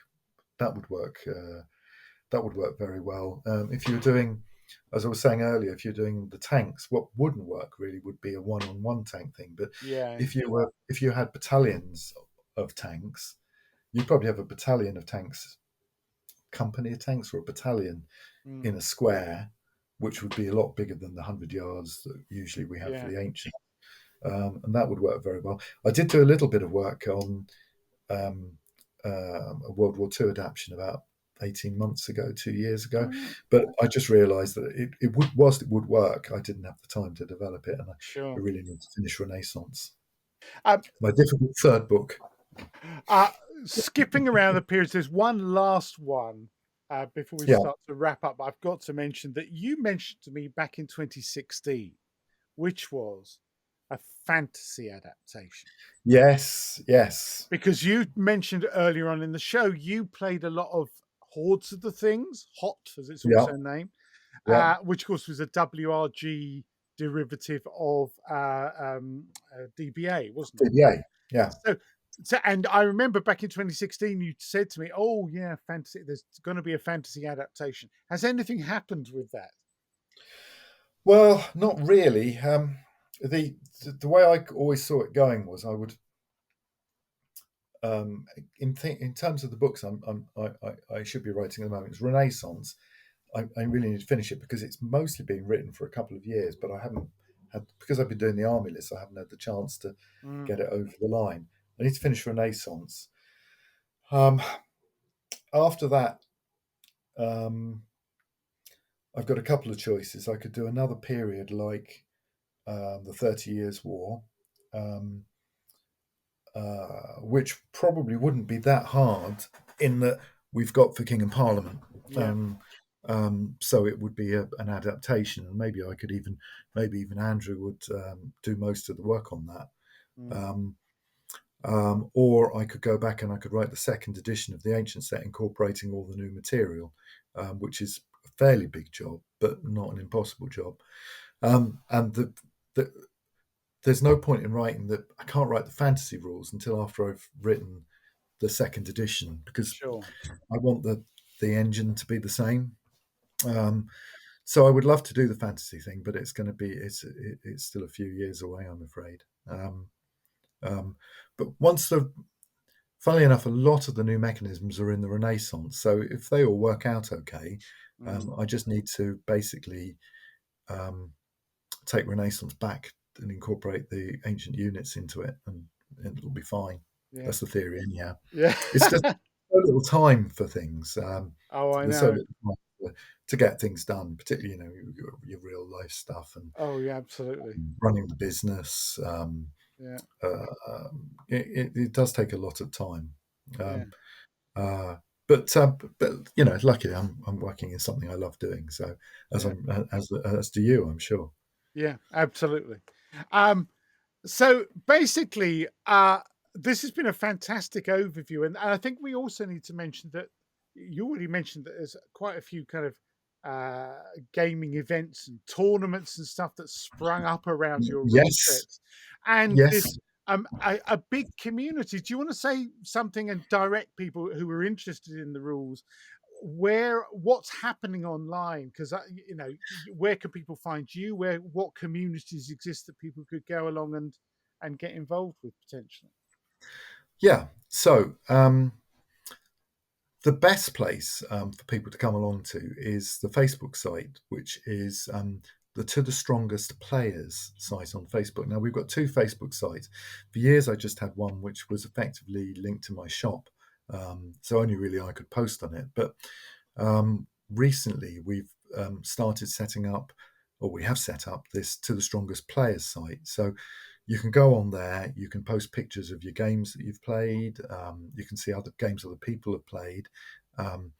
We've got all the events are now advertised on there, because I was having to do a lot of them manually before, Mm, mailing people and things. It was quite time consuming. Now we've got them all set up on there, so you can see, there's usually 3, 4, 5 events coming up. mm, We've got, for instance, at the moment we've got Warfare. This you could still probably play at Warfare if you want in a week and a half. If you want to email me, there's a tournament going on there. We've got a fantastic doubles tournament on the 25th of November in central London, where we've got called, you got to mention pairs. the title of that because that fooled me. I thought someone had made a typo. The name of this is, tell us, Simon. It's called To the Strongest. Two as in the numeral, but a lot of TWO. people a lot of people thought that it was a typo. So it is a doubles tournament. It is a doubles tournament. For the Brilliant. avoidance of doubt, there's a doubles tournament in Covent Garden, 25th of November. Quite an informal one. Yeah. Even if you don't have a partner, if you drop me an email, I'll find you a partner. And we're going to play. We're playing in a bar. So that'll be a novel experience. I'm sure there'll be even more expletives by the end of the day Yeah, there, yeah. with a lovely bunch of guys in central London who play the rules, and that's going to be I'm really looking forward to that.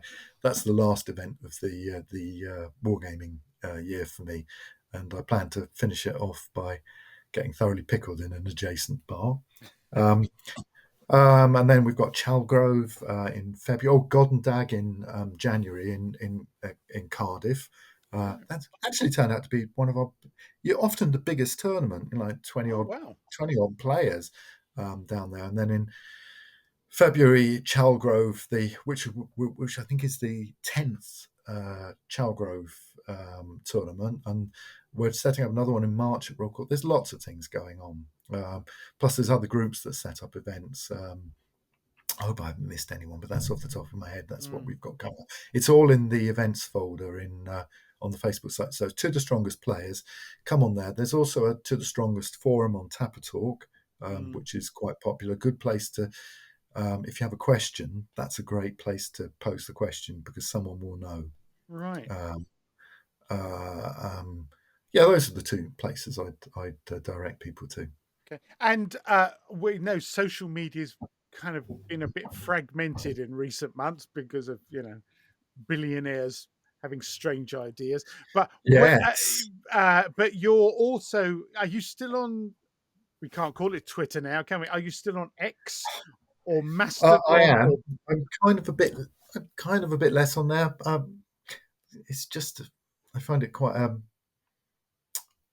I don't know, difficult environment. yeah, Not the war gamers, but just generally the whole experience of going yeah, on there. I'm also on Blue Sky yeah. Social now, and obviously Facebook. I don't do Instagram just because you can't do everything I basically. know, yeah. Um, but I'm trying to post equally on X and on Blue Sky, um, and I'm trying to do more posts on those too. I Right. mean, I'm reasonably technologically savvy, but I'm Twitter. I didn't really come across Twitter until about 6 months ago, and then when I went over there, I realised practically everyone I know is over there already, which really surprised me. And I found actually it's been really useful. I've made some useful contacts and Yeah, had some fun email exchanges, and the messaging is quite nice. So yeah, I'm still there. I'm still there. We'll see what happens with it yeah, me too. over the coming period. Yeah. Well, Yeah, Simon, thank you so much. This has been fantastic and comprehensive, I think, fair to say. Got me, I think and we I'm have been sure comprehensive. a lot of our listeners and viewers, I'm sure, are going to be quite excited to hear that. Well, yeah, sure, of course we can do the horse and musket era. Why not? Yeah, yeah. Uh, Well, we will be doing the horse and musket era, and and if you want to have me back at some point, I can blather on a little bit about my thoughts on there because we haven't really. That it's a big, it's a oh, big, it's a big huge new subject, subject, isn't it? and a subject very close to your own heart, I'm Uh, sure. yeah, kinda. Yeah, Because very close to as your I own say, heart. as we were talking and we were talking about, you just happened to mention in passing, oh yeah, infantry in the center, cavalry on the wings. It's like, yeah, well, duh, that also applies to these other eras too. Yeah, And it's only, quite late into the 19th century that you get conflicts like the American Civil War, where you got cavalry effectively acting as mounted infantry, dashing to get there the fastest with the mostest and yeah, grabbing yeah. places elsewhere on the battlefield that aren't just kind of straight ahead. So, yeah, there's a lot there to talk about. Lots of interesting Anything? stuff about caracoling cavalry and that kind of stuff as Yeah, we move later in the 17th century, obviously, yeah. and that kind of thing. The wars of the League of Augsburg, Louis the Fourth, Anything that's like linear warfare is actually so fantastically suited to the yeah, rules engine, yeah, that um, y- it just it has to be done. And I'm yeah, really interested in trying to replicate how uh, um, double lines. They formed up often in two lines or yeah, even three lines of yeah, squadrons, two lines of infantry. yeah. It seems kind of counterintuitive. Why did that work for them? It clearly did work for them. Yeah, I have some ideas about how that could work for a player, actually. yeah, Really good ideas for a 1670s set. absolutely. And Um, the idea of replacing units that were in the front rank of units with reserves from the second or third line, that yeah, kind of how stuff. did they Yeah, do that? Did they do that? Did they do that? Or did the ones in the interpenetration. front rank just run away? you know, interpenetration and all that kind of stuff. Yeah, But yeah, they did do it. I mean, there's maneuvers specifically written for. I mean, it's fascinating and I can see it with challenging. squadrons, definitely with squadrons of Yeah, cavalry, that they would the whole system was designed so there was space for them to run away and absolutely. Yeah, reform. it's Yeah, there's lots that can be written and done about that. But and it also, fires away I with think your imagination stuff. It all seems like, absolutely. I think the it other all thing seems is that for a lot of 18th century horse and musket era players, we're so used to the idea of rule sets that bring in a lot of attrition, units gradually being whittled down and surviving and coming back, and obviously the whole ethos of to the strongest is nah, that we don't do that. That takes too long. Um, so it's going to be. I'm fascinated. I'm going to be really interested in seeing how you deal with that culture shift for what would be a culture shift for a lot of players. Where do you know what, mate?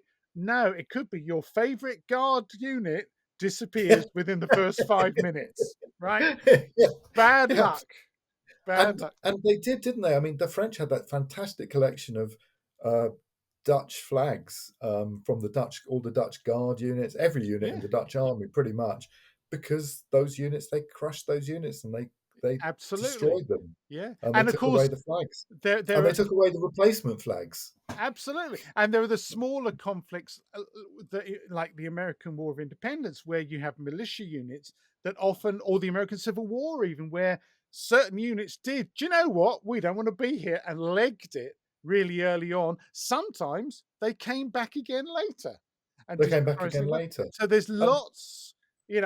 I've been going to be fascinated, Simon, to watch how you develop this stuff, and I'll be keeping an eye on it because this is fascinating. Because I think, from my perspective, knowing how limited my own gaming time has become, yeah, yeah, I'm really interested in seeing, okay, if I know I've not got that much time, but I do want to still be able to play games in the space of, say, half a day, because that's all the time I've got. And I can see that what you're doing potentially is a pathway to me achieving that. So I'm going to be keeping an eye on things, mate. great. Well, we'll have to have a game when I've got my I'd love it. 1670s stuff on the table. Middle of next year, I'll have enough to play a modest game with Henry. We'll have to get them We'll on there do because it. these look so good. We'll They put it look in the so good. diary. Absolutely. Simon, thank you That's so been much for lovely. your time. We've been yakking away for a couple of hours, in fact, longer than I thought we were going to. But Yeah, it's been fantastic getting a real proper insight into your rules and your inspiration for them and the collaborations you're forming to take it further, and your staggering self-discipline at doing all these army lists and stuff. Which, of course, there's also stuff happening for later periods now. buy the army lists, everyone. Buy the army Buy the lists. army list. They're on the website, and links. There'll My be wife loads will of thank you. links in the show notes so people can find you and go and buy your stuff. Buy his stuff, folks. Buy his stuff. Buy stuff. That's what we need. Buy stuff. Buy stuff. Yes. No, it's been fantastic chatting, Henry. You too, son. Thoroughly enjoyed it, and we mustn't leave it. What, 7 or 8 years next time? I know it's ridiculous, isn't We should chat again next year. it? We will. should We definitely chat again absolutely next will. year. All right, Simon. You take care and watch out for the horrible weather we're having at the moment. But Yeah, storm is coming in. absolutely, I'll see you online soon, mate. Take care. Thank you.